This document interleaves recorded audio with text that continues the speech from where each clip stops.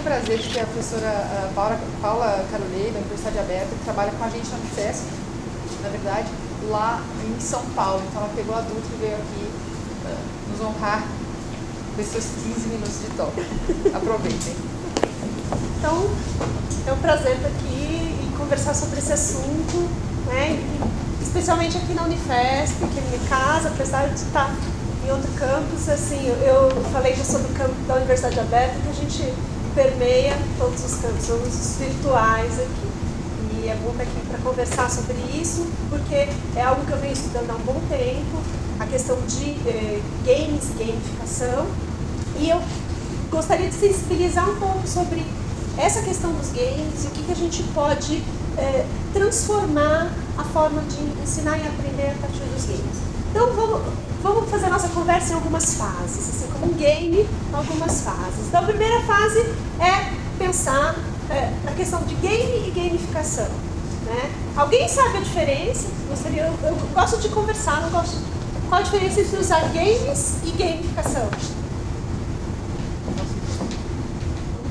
Game é um jogo, gamificação é você colocar essa dinâmica de jogo em alguma outra atividade? É por aí, é por aí. O game normalmente é um game fechado que você usa. O game é um recurso. Assim como você usa um filme, usa um livro, usa um texto, é um recurso, e você usa aquele recurso dentro de uma estratégia pedagógica. Você joga e discute, né? Assim como você lê um livro e discute o livro, faz uma atividade sobre. Deveria ser assim, né? As pessoas assim têm uma ideia errada. Como o game é algo mais complexo que um texto, que um vídeo, as pessoas têm uma ideia errada que usar game é só deixar o aluno jogando e ele vai aprender tudo. Maravilhoso. Ele aprende, é verdade, mas assim, numa atividade didática, você tem que, depois dele jogar, né, de ter a experiência, você tem uma experiência de laboratório, mas você tem que discutir aquela experiência, compartilhar aquela experiência, fazer uma atividade de autoria. Então, game como recurso. Então, a gente pode fazer isso, escolher algum game, que pode ser um game que foi construído pedagogicamente, pensado em um determinado conteúdo para ensinar um determinado conteúdo, ou não, assim como a gente usa um filme de entretenimento e depois discute aquele filme, porque todo produto cultural, de literatura ou um produto estético, ele tem valores, ele tem contexto, que eu posso aproveitar para algum tipo de discussão, contextualização, produção posterior. Isso é uma possibilidade. Gamificação é você entender essa linguagem dos games, que tem particularidades, e usar essas linguagens em outros contextos. Então, eu não tenho um game, mas eu uso alguns elementos de games em atividades pedagógicas. Alguém consegue imaginar? Alguém consegue algum exemplo? Pensar o que é a característica de game? Vamos ver. Todo mundo joga aqui? Quem joga?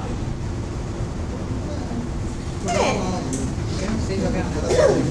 Duvido. Todo mundo. Só prova.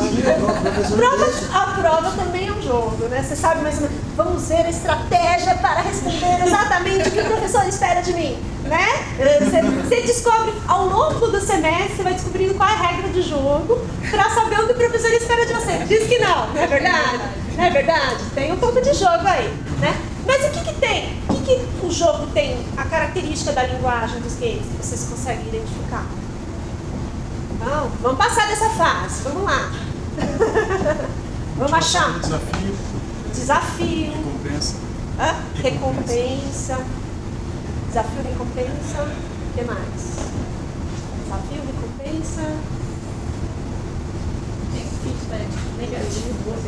Alguns têm, né? Então a gente pode dar uma recompensa, uma punição, né? Essas são as estratégias mais comportamentais de um game. Sim, sim. E infelizmente as pessoas costumam. Tem várias chances. Você pode experimentar várias vezes. Você pode errar nos games. E o pessoal acha que não, né? Eu tenho ficado assustada com isso. Mas você tem a possibilidade de testar. E se eu fizer isso? E se acontecer isso? Né? Game é experimentação, verdade. Muito bom, tem várias chances. Na prova também pode era o que seria bom se pudesse. Essa é a grande questão. Isso é experimentação. Mas essa é a graça. Infelizmente, estão tentando transformar os games em provas. O pessoal que está usando game está mapeando o que o aluno faz e já fala assim, já classificando esse aluno segundo a interação. Ele não pode nem errar, coitadinho do aluno. A diversão do game é eu poder. E se eu fizer isso? Se eu testar isso? E se eu, né? E essa é uma questão. O que mais? Então, o desafio, vamos lá. Lembrando, desafio, vocês falaram as chances, os feedbacks, as recompensas. Bom. Amplitude de perfil atingido. Cada um é tocado por um jeito, cada um sabe se sair bem em diferentes tipos de coisas. Muito bem. Na verdade, um jogo que tem uma boa complexidade, ele tem uma coisa que a gente chama de trilhas. Tem vários caminhos que as pessoas possam escolher, não? Várias escadas. Depois, essa imagem do Escher, para a gente pensar um pouquinho, né, o que nos toca e o que a gente, os vários caminhos que a gente pode seguir, os vários pontos de vista. Né? Eu acho que o game ele tem um pouco isso. Segundo os estudos que eu faço de atividades imersivas, depois gamificadas, eu parto que um game, para mim, segundo as teorias que eu trabalho, ele tem 3 vertentes. Uma é a imersão.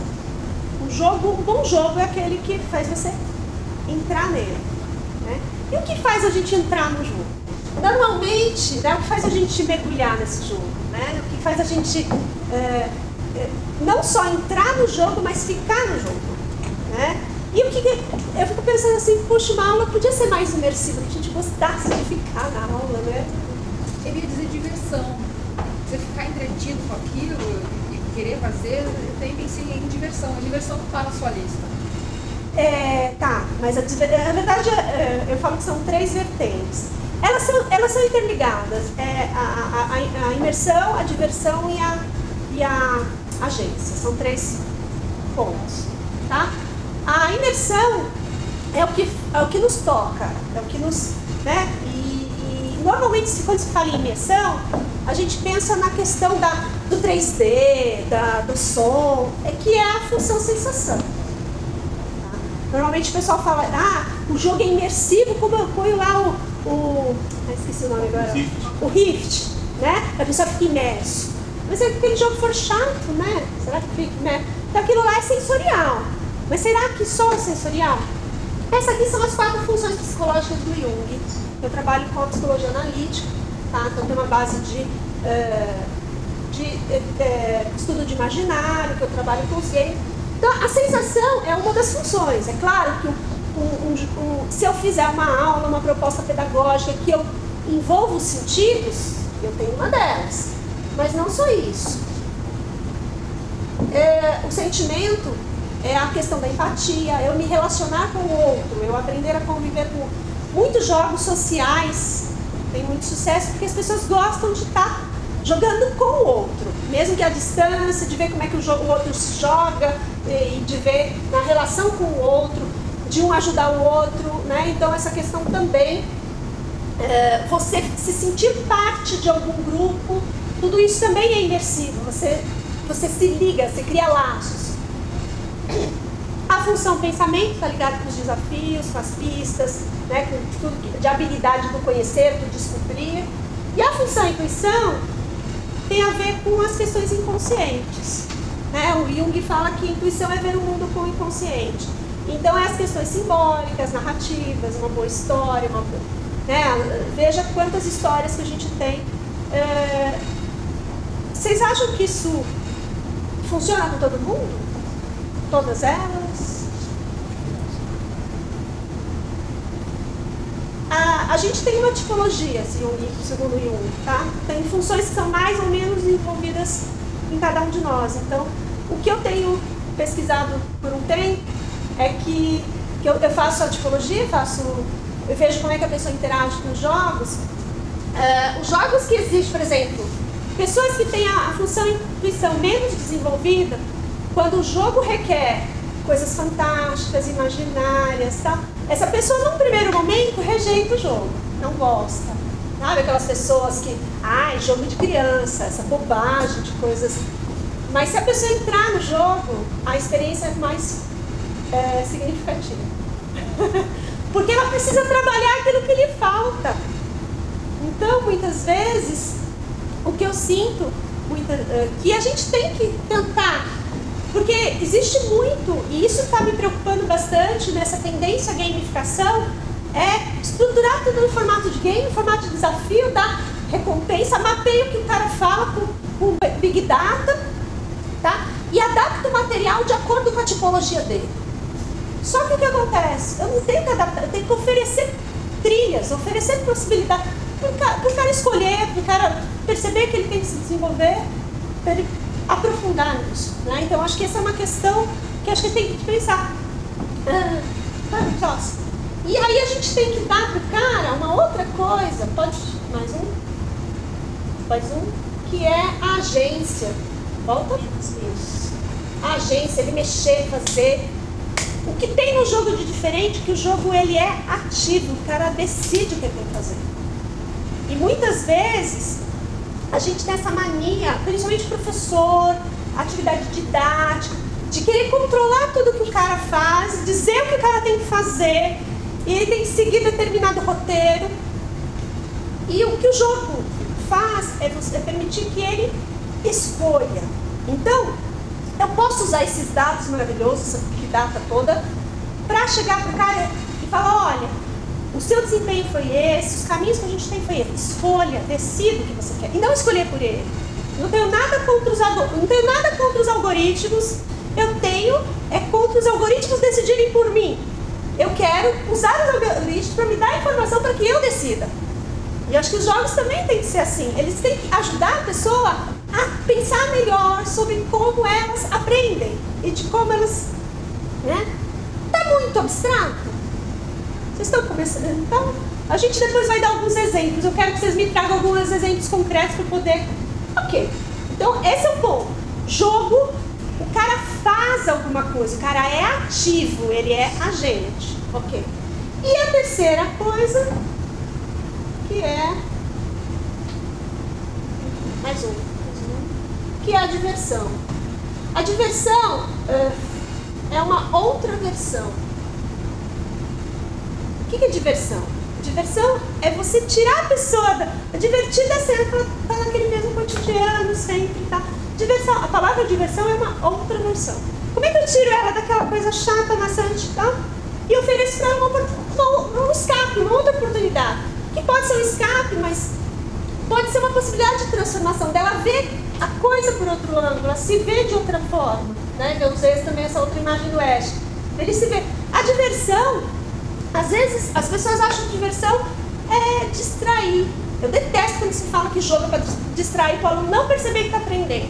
Não, jogo é para ele tirar ele do eixo dele, provocar ele para ele ver a coisa de outro jeito, ver, né? Tirar ele daquela caixinha, é isso. Isso é divertido, né? Você, claro que você não precisa ficar pensando o tempo todo, né? Você, às vezes faz parte o tirar da caixinha.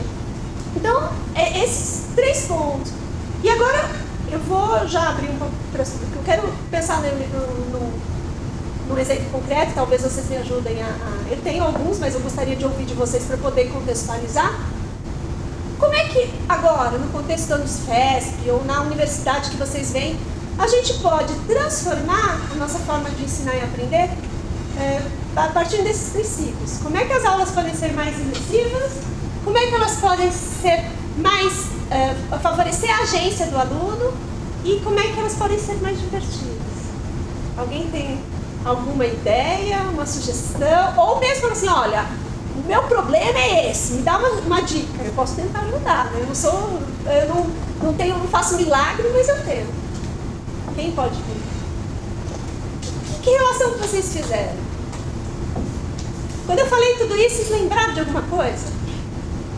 Eu lembrei de videogame japonês e terror. É um medo horroroso quando a gente joga, sempre vem fantasma por lá. E aquela hora já aconteceu comigo tocar a campainha na minha casa quando eu estava jogando. Eu quase morri no coração. É sem óculos Rift, né? Mas é uma imersão e tanta. Sim, não. Você entra. Até, isso é uma coisa interessante, porque quando a gente fala da função sentimento, é como a gente desperta emoção nas pessoas. E essas emoções nem sempre precisam ser prazerosas. Às vezes a gente aprende com as emoções negativas. Isso já é uma resposta, na verdade, pode ser negativa, já também. Eu dou uma disciplina aqui, que essa parte que acredito eu, né?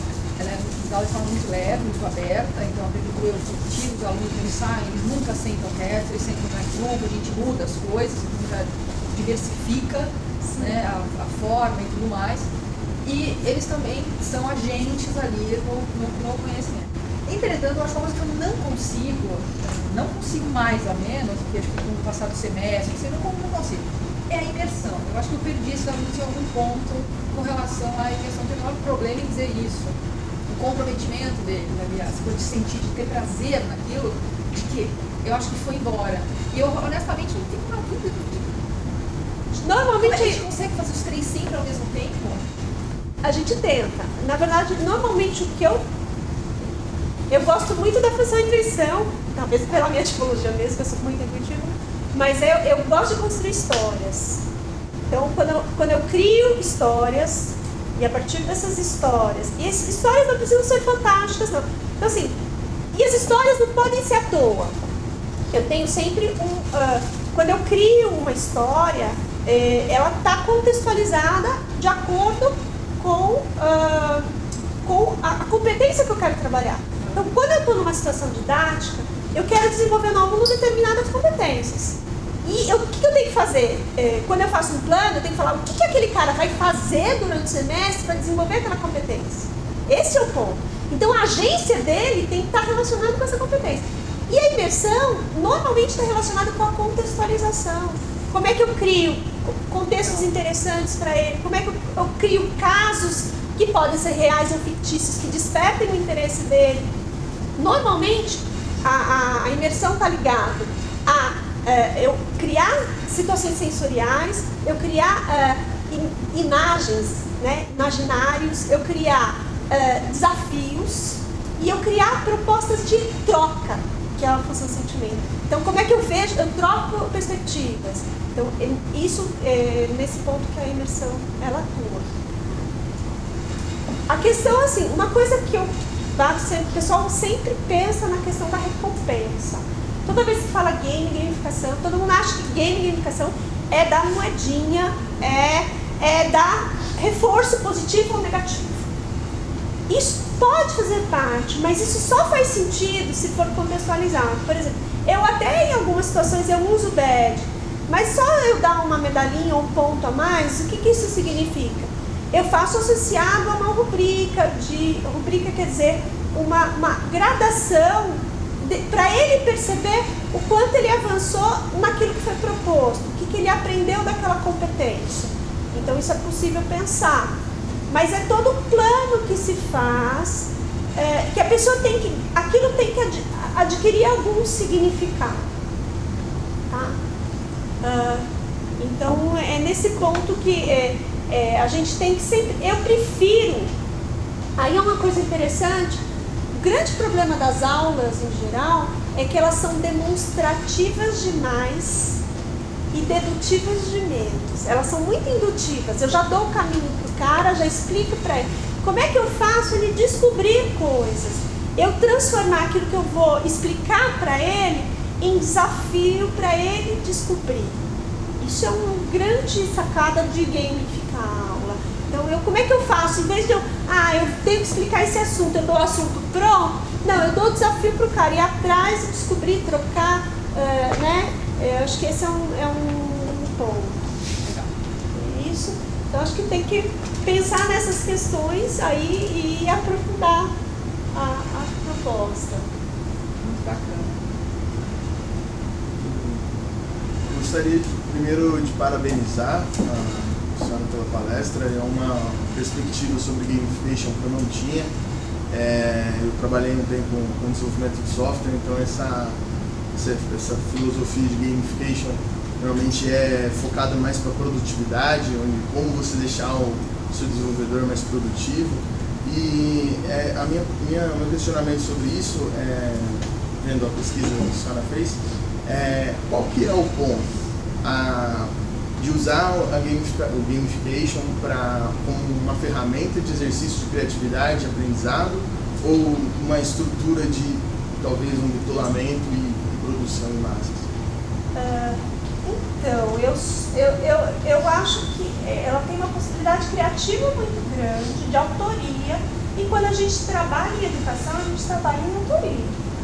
Eu acho que eu não vejo a educação sem autoria, que é o foco que eu tenho. Mesmo quando produtividade, eu estou pensando em... existe essa... E é uma ideia errada. Sempre que se fala a maioria dos artigos de gamificação fala em motivação e engajamento. Essas duas coisas, eles falam, o game motiva e engaja.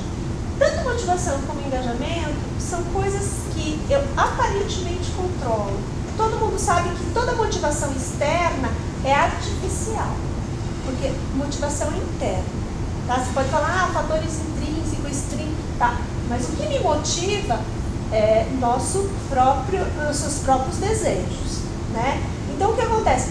Então, toda vez que eu uso isso para controlar a produtividade, eu estou criando um sistema artificial, que pode funcionar por algum tempo, tá? Mas eu não estou tornando aquela pessoa mais autoconsciente ou desenvolvendo habilidades mais profundas. Eu estou simplesmente reproduzindo a máquina de ensinar do Skinner, de estímulo-resposta. E eu acho que hoje em dia a gente tem possibilidade de, além disso, ampliar isso. Agora, eu não vou dizer que... eu não posso condenar tudo, vai ser errado. Não, talvez eu quero ensinar um determinado procedimento, o cara tem que seguir aquele passo, não tem problema. Só que assim, a gente tem que ter consciência. Eu não posso dizer que eu vou ensinar uma habilidade complexa, criativa, dando pontinho para ele. Então, é César o que é de César, é Deus o que é de Deus. A gente tem que ter consciência do limite da possibilidade de cada um dos métodos. É isso.